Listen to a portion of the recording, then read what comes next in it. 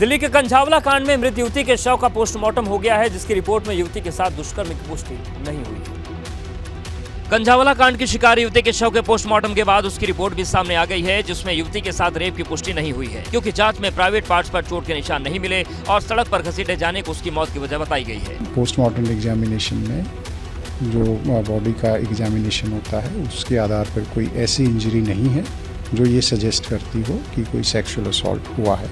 इसी बीच घटना से जुड़ी एक और तस्वीर सामने आई है, जिसमें घटना से पहले एक होटल के बाहर युवती के साथ एक और लड़की स्कूटी पर बैठकर जाती हुई दिख रही है, जो हादसे के वक्त उसके साथ स्कूटी पर ही सवार थी और हादसे में चोट लगने के बाद वो अपने घर चली गई। हमारे पास एक इंसिडेंट की आई विटनेस है और वो पुलिस के साथ कोऑपरेट कर रही है। यह दिल्ली पुलिस के लिए इस केस के इन्वेस्टिगेशन में एक सिग्निफिकेंट डेवलपमेंट है। होटल मैनेजर के मुताबिक दोनों के बीच होटल में बहस हुई थी और होटल में मृतका ने अपनी दोस्त के नाम से एंट्री करवाई थी, जिसकी तस्वीर सामने आई है।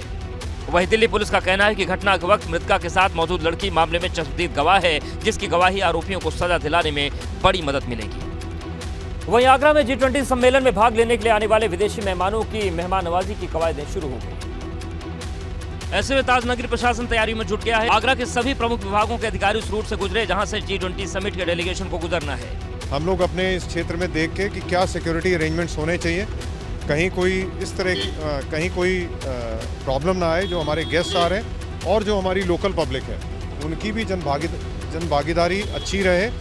G20 सम्मेलन का एक बड़ा हिस्सा उत्तर प्रदेश में आयोजित किया जाना है। नए यूपी और नए भारत की संकल्पना के साथ आगरा में G20 की 3 बैठकें होनी हैं। ये बैठकें 9-10 फरवरी के बीच होंगी, जिनमें विदेशी प्रतिनिधिमंडल हिस्सा लेंगे।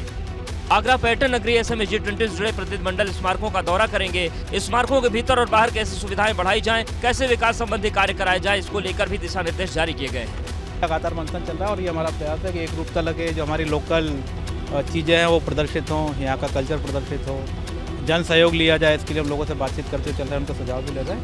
G20 डेलीगेशन आगरा की एक छवि को लेकर अपने देश वापस लौटे। इसे लेकर मुख्यमंत्री योगी आदित्यनाथ पहले ही वीडियो कॉन्फ्रेंसिंग के जरिए अधिकारियों को तमाम दिशा निर्देश जारी कर चुके हैं।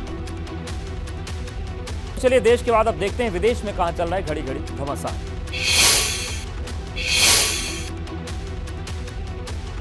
प्रतिबंधों से चीन बौखला गया है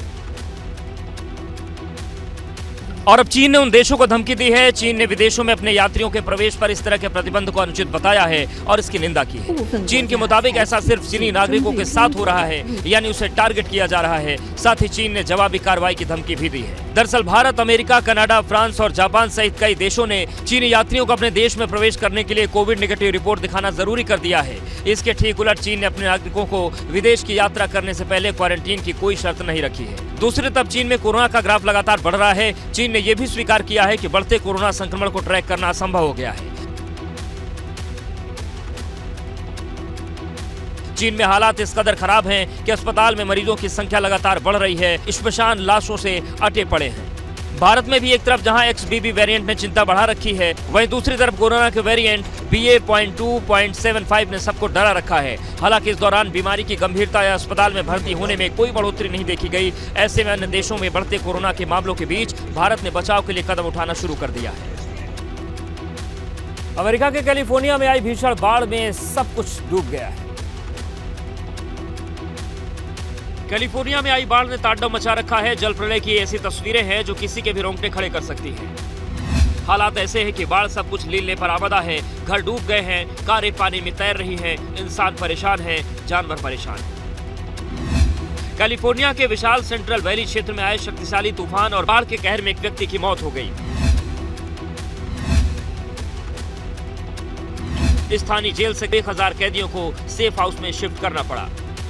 पहले तूफान में पेड़ गिरने की वजह से नेशनल हाईवे नंबर 99 बंद रहा और अब बाढ़ की वजह से हाईवे पर आवाजाही मुश्किल है। बाढ़ के प्रहार में जब गांव से लेकर शहर ऐसे ही जलमग्न हो जाते हैं, तभी कुदरत का रौद्र रूप पता चलता है। मौसम की एक ऐसी त्रासदी जिससे निपटने का कोई रास्ता नहीं होता, क्योंकि सैलाब जहां खुद अपना रास्ता बना लेता है, बस्तियां वीरान हो जाती हैं, खेत खलिहान डूब जाते हैं, इंसान बेबस हो जाता है। कुदरत की इस असीम ताकत के आगे किसी की एक नहीं चलती।